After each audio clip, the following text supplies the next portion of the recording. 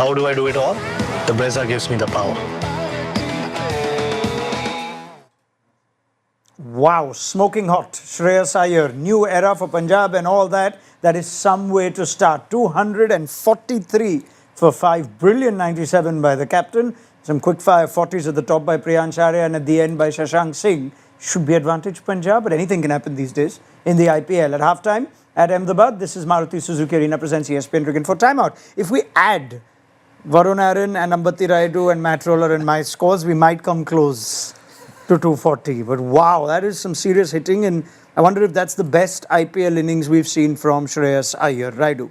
Yeah, I think so. And after his Champions Trophy heroics, and the way he's playing spin now is incredible. He's picking up the length unbelievably well. And also he has changed his technique a bit. He's changed his bat lift. So it's really helping him. And also I feel it's just the competition, the spots in the T20 side is bringing about the best in every player, because now it's all about the strike rates. It's not about the milestones anymore. And since you've teased it up, what's he changed in his back lift from your observation? I think it's gone slightly more away in terms of towards gully, right? So that he can access the short ball much more easily, and it comes out more smoothly to play the short ball. And what that does is he gets that pull of the spinners also easily. That's why you see the pickup pull of Rashid. I mean, clearly fast bowlers wanted to bowl short. Barring one that he inside edged onto his own body, he seemed to dominate even the fast bowling of Rabada and Siraj and Prasidh Krishna. I think that one over Prasidh Krishna was just testimony to what Rayudu is saying.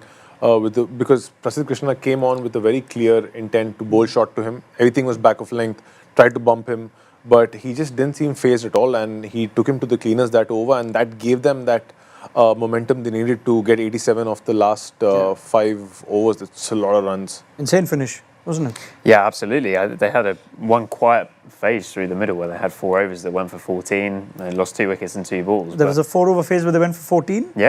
Yeah, when Sai Kishore's first... underachieved here, underpass score, 243. Sai Kishore's first 2 overs only went for 3 runs. And there were 2 wickets and 2 balls. So yeah, maybe that will be the bit that they look back on and think they didn't maximise. But somehow I don't think so, because I think that's Punjab's second highest total in IPL history. And yeah, they looked really good for it, and Iyer in particular. 9 sixes, and that's something that's happened only once previously? Yeah, he's hit 10 in an IPL innings once, and that was when he took over the DC captaincy back in 2018 mid-season. So clearly there's something about captaining a franchise for the first time that he enjoys and gets the best out of him. Yeah, that's convenient because I don't know what his KKR captaincy score was. But we'll pick the stories that, and the facts that match the stories. But yeah, I mean, we've just got to spend a little more time on it. We knew he's a great spin hitter. But it's not easy to take down Rashid Khan. Very few batters have done it. Rayudu is actually one of them. But you have. Very few right-hand batters used to get the better of Rashid Khan. That was his prime. What did you notice about how easily he took down one of the best T20 bowlers in the world? I think against Rashid Khan, the most successful pattern has been to hit that pick-up pull whenever he's short, or the slog sweep. I think he has executed both of them. I mean, it's not a slog sweep that he has hit, but a modified version of it, which went over long on. But the pick-up pull was amazing. It's all been easily happening for him because of the change of his bat lift. Yeah, it's pretty evident. It's closer to what yours was, likening it to yours, sort of. Yeah. Towards the end of my career, that's what even I was trying to do: open the face of the bat and take it slightly more wider away, so that you can access the onside. And also, you have seen him flick one over square leg. So that is also because his hands were slightly more away, and then comes through. So, isn't there supposed to be some kind of, say, other vulnerability if you change it? Yes, they are. If you're playing red ball cricket, especially, or in the ball swinging, there are vulnerabilities, but on good surfaces. And you get them in the IPL. I feel you're better off with that. I feel that adjustment also helps you use your levers a lot better. Suddenly you start getting like bigger sixes when you take your hand slightly away. I mean, Rayudu's a batsman, so because you slice the ball. Yeah. Whenever there's a slice spin on the ball, it travels further. For sure. Generally because when you're closer, on the onside you tend to top spin it. True. And whenever it's a top spin, it dips. So, yeah. Is it fair to say that when he was 91 at the end of the 18th over, I thought, it's going to be his 100 easy and maybe a little more. He's faced 3 balls in the last 12, but it almost felt like Shreyas, the captain, genuinely didn't seem bothered at all about the 100 and was just about maximizing the last two. For sure. I mean, if you look at his captaincy record, that's pretty much testament to how Shreyas is as a captain. And even by looking at whatever message he was giving Shashank towards the end, I mean, I could decipher that he's trying to say that, you know what, don't worry about what my milestone is. You go out and do what you're doing. And Shashank played a brilliant knock there. Yeah. I mean, the craziest part is 220 out of those 243 runs are made by Indian batsmen in this game. That's very good, yeah. And I mean, he could easily, just one of those balls could have been nudged for one, and you wouldn't really fault them. I mean, Ishan Kishan got his first 100. He's played for so long. Shreyas has played for so long. He's never got 100. But was that something unique you noticed, that was not on the cards at all from Shreyas? Yeah, and especially coming from two Bombay batsmen. So that's quite a change.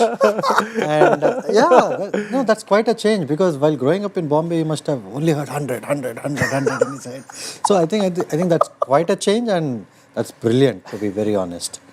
That's a brilliant one. There's layers and layers and years of history behind that comment on Rayudu. I can say very little. Anything else you picked up, Matt, about that finish?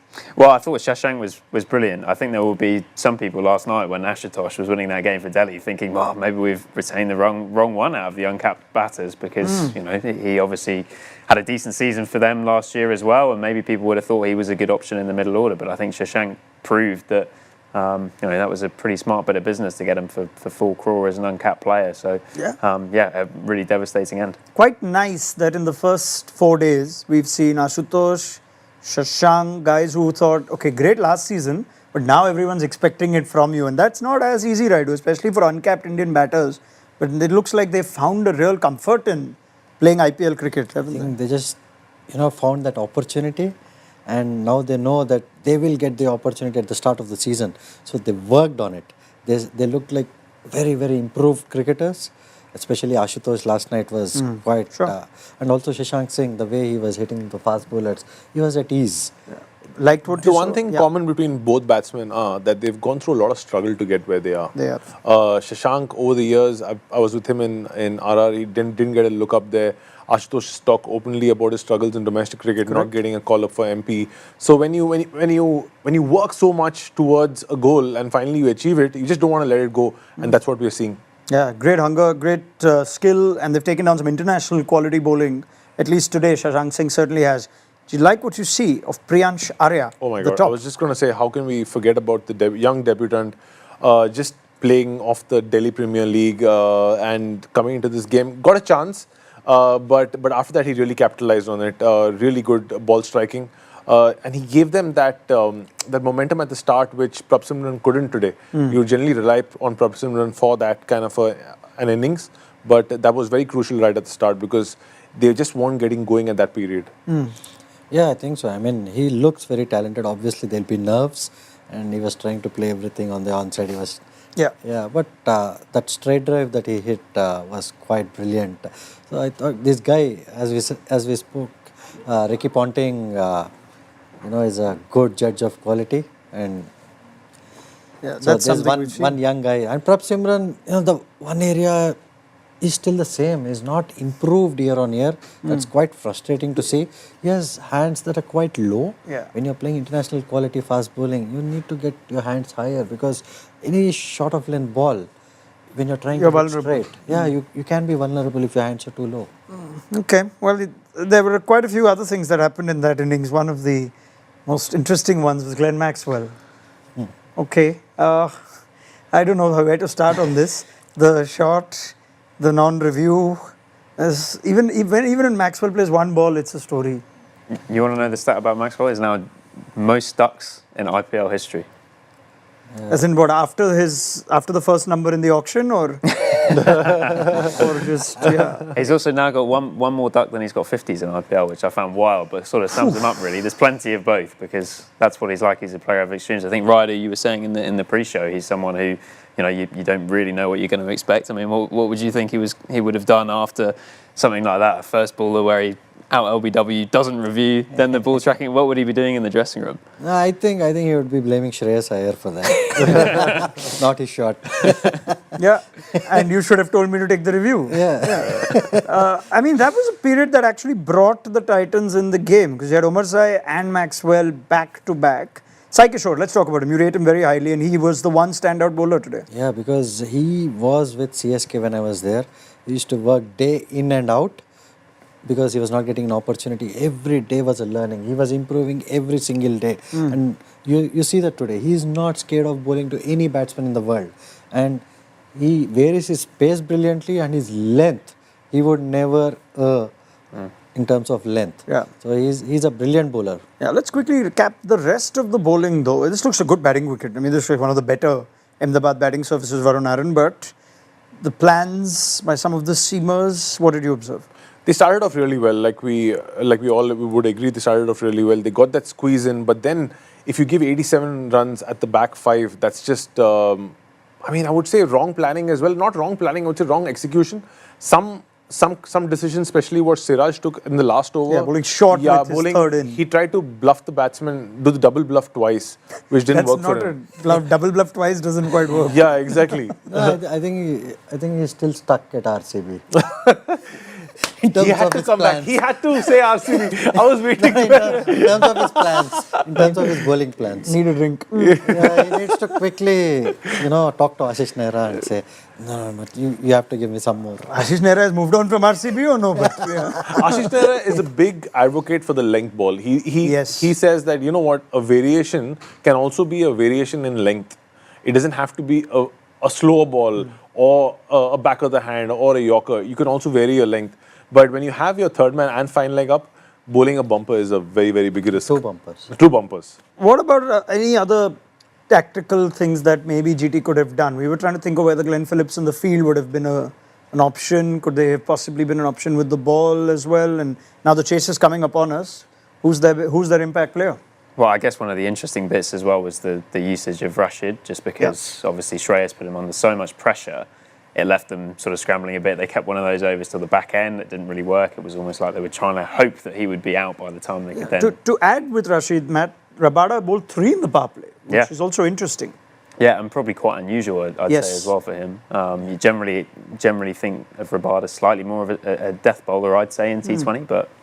Yeah, all right. You know what? We're going to go perhaps more into detail with this in our post-match chat, but we've got a chase, and who's to say that it can't be done? 240 can be chased. We did see 240 chase last year, didn't we? Well, Punjab did it. They got 262. Punjab against KKR, yeah. That was at the Eden Gardens. Right, so GT know it can be done. Wind forecaster on ESPN Cricinfo says 86% to Punjab, which is not as high when you normally get 240 in T20 cricket, but that's how the game's changed. Let's get forecasting from the panel. Varun. I think it's going to be a very close game and GT is going to seal it. Butler's going to score big today.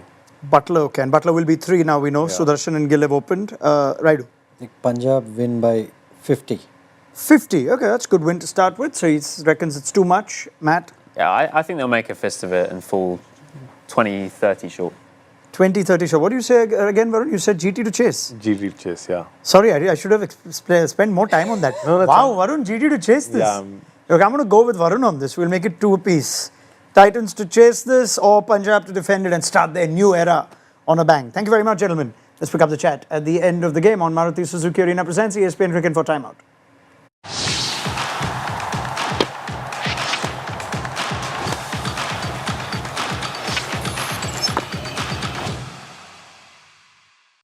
How do I do it all? The Brezza gives me the power.